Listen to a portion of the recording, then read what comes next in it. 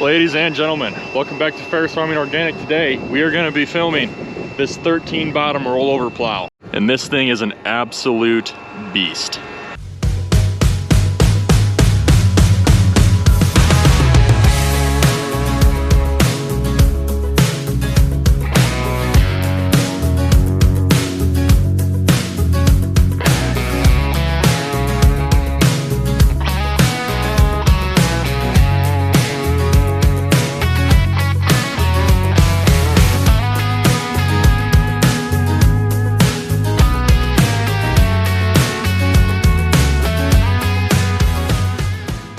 I suppose really it has 26 bottoms.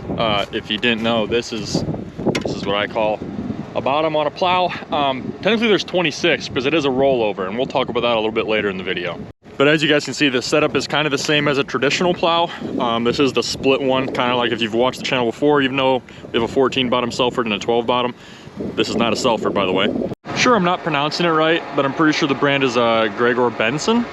Yeah, I apologize if I pronounced that wrong. I'm sure I did. We are running it on an 8RX 370. Surprisingly, it has enough power to pull it. But it is plenty enough tractor, is what my brother Charlie has said. Sam is going to be the one running it today. Neither of us have really ran this a ton. I have actually never ran this plow, and I have done a lot of plowing in the past with those Selford 12 and 14 bottoms, but I have not gotten the opportunity to run this yet. This is kind of some of the work that is done so far. You can see it is working up a lot. Currently, it is working 10 inches deep, rolling over a lot of dirt and making it look really black, which is what we want. This field is going to be soybeans next year, so we want to bury some more of that corn stalk residue underneath, make it black, prep the seed bed for next year, and yeah, it has been working great so far. Back to more of how the rollover feature works. So as you guys can see here, there's two furrow wheels. Wait for the camera to kind of focus in. There is two furrow wheels. So obviously when you're going this way, or if you went straight this way along this end row, this wheel would be in the ground creating the furrow, or riding in the furrow, excuse me. And when you turned around, it would flip over and that wheel would be in the furrow. And obviously with that pivot point kind of in the front, this back wheel actually doesn't need to move. It just kind of changes as the plow flips over. It just will kind of flip over the other way. Did not explain that very good, but it'll make a whole lot more sense when I show you guys when it's actually running. We did have this plow on the 710 there for a little bit where we tried it, and it wasn't using really any of the horsepower of the 710, so we put it back on the 340. We did put that 710 actually on the Ripper, and if you've watched the past few videos, you'd know that. Anyway guys, I've really been looking forward to filming this piece of equipment on our farm. Hope you guys enjoyed today's video. Let's get into it.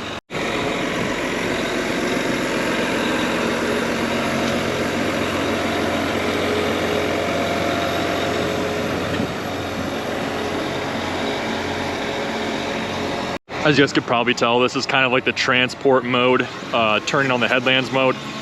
So it pivots, actually right there, there's a pivot, and up in the front, there's a pivot. And those are the two spots where it flips over, and that's how you get the rollover plow name.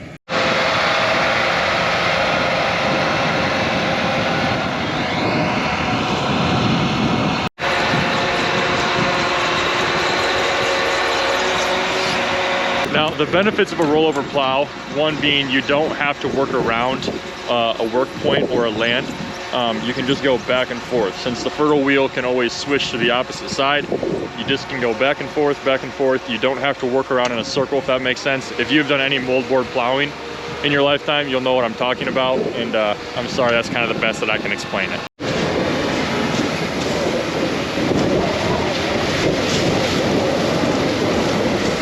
I believe at the moment they have that going about 4.5 to 5 miles an hour, going about 10 inches deep. And I think Sam said it's 17.3 feet wide. I'm not sure what that would be for acres per hour, but I would assume it's around 10. Now, I'm sure a lot of you guys are wondering, Thomas, why would you guys plow if you can rip and get twice as much done twice as fast? And if you look at the field, that is why. It makes it very black, buries a lot of trash, and kind of just resets everything for the following year's crop. We're gonna hop in the pickup real quick, warm our hands up. It's about 30 degrees out this morning, which is just awesome.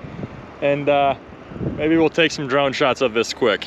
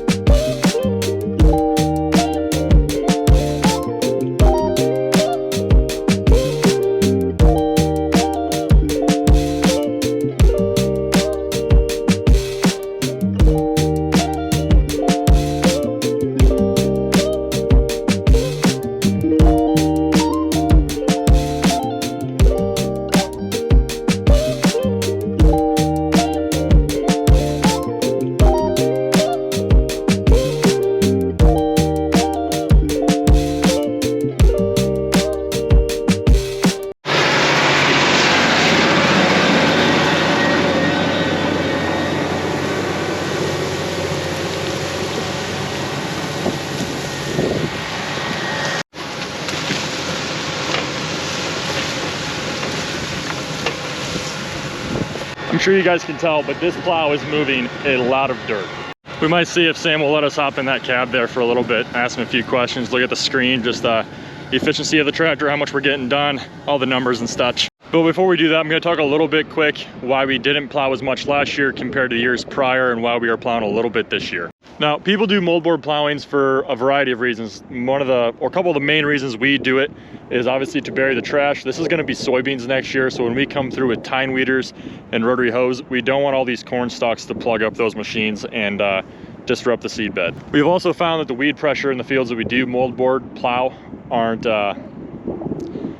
trying to think of the way to describe it. Obviously, when you're doing this aggressive of tillage and moving that much dirt, you're gonna set a lot of things back. You're gonna bury a lot of weed seeds underneath really deep. You're just moving a lot of dirt. And I mean, you see the benefits in the spring and in the summer. One reason we didn't plow as much in years prior is because a few springs ago, maybe it was 2 springs ago, all the plowed ground that we plowed the fall before, we came back in the spring, it was kind of one of those wet springs, and the ground was just super soft and had zero bottom to it.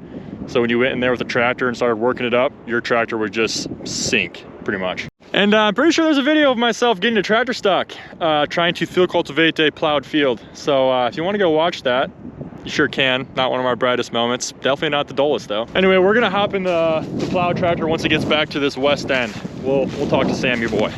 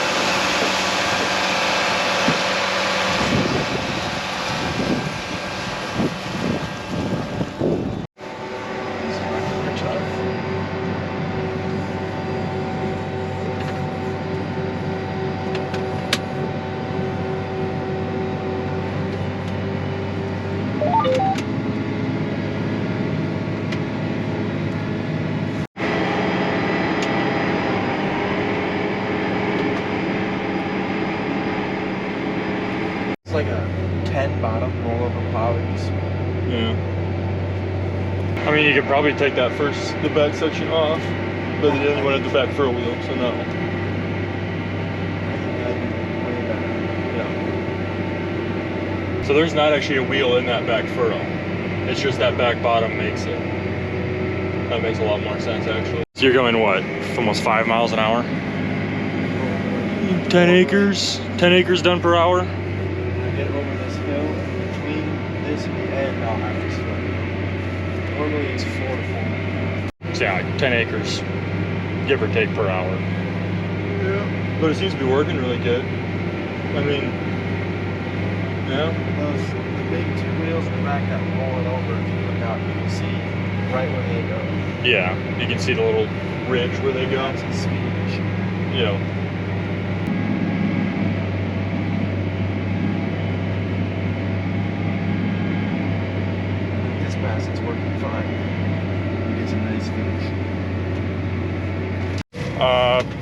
Probably not. Well, how are you getting back to your window? I'll just walk. You're gonna walk all the way back. Yeah. Half mile.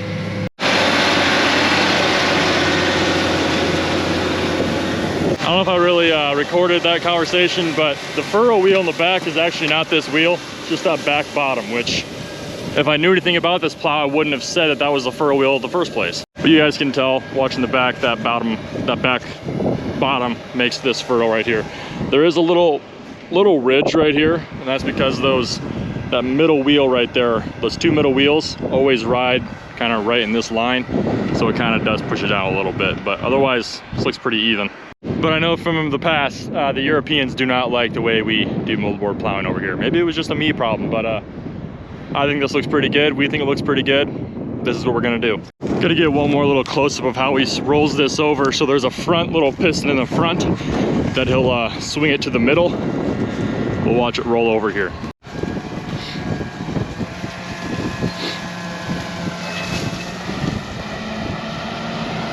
I think I already pointed it out, but there's those two pivot points in the middle and in the front hitch. That's how it kind of rolls over.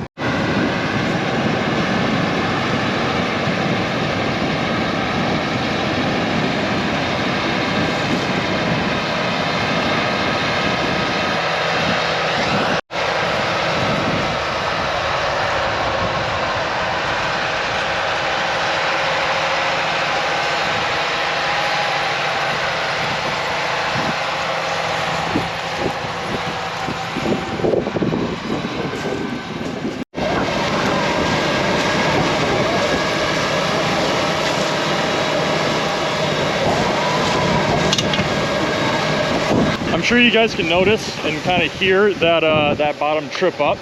So they're actually ran by hydraulic power. They're hydraulically kept down in the ground, which yes is different than the plows that I've ran in the past. The old plows I've ran in the past are springs. Had quite a few issues with those, I'm gonna be completely honest with you. Northwest Iowa is a rock heavy area, I would say. Especially when you do this much tillage, you always bring up new rocks every single year. And that is another reason why plowing wasn't done quite as much the past few years. There's a lot of wear and tear, especially on the plow itself, as well as the tractor.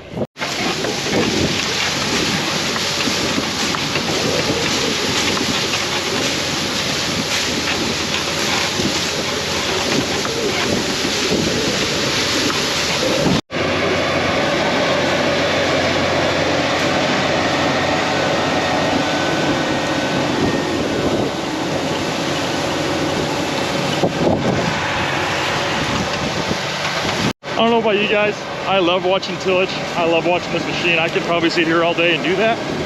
Problem is I have to go rip.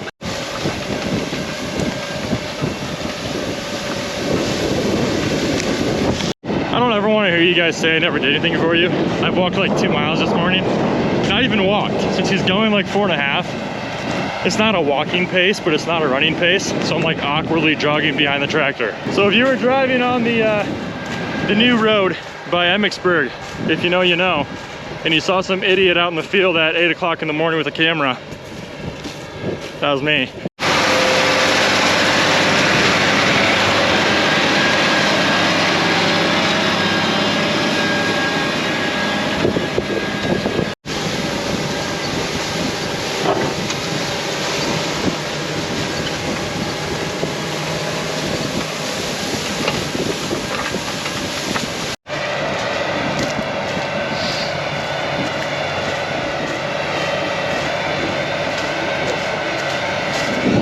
Sam texted us and wanted us to point out if it doesn't slab, it obviously leaves a smoother finish. We could have left a 710 on this plow and gone almost not, maybe even twice as fast, but it would have slabbed and it would have left it really rough and rigid, and that is not what we want. This is doing a good job. This is what we want. Let's watch him do the rollover thing one more time.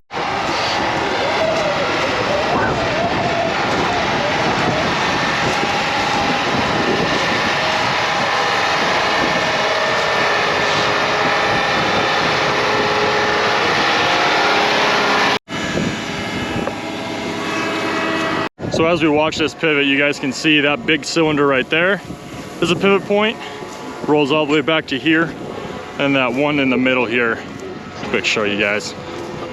Right over that little bar right there is the other pivot point. Otherwise, yeah, this has been awesome to be around this morning. I'm super glad I finally just came and filmed this video. If you guys have any questions on this machine, obviously I'm not the most knowledgeable about it, but if you comment down below, I'm sure somebody will either respond or I can try to figure out a better answer and answer your question.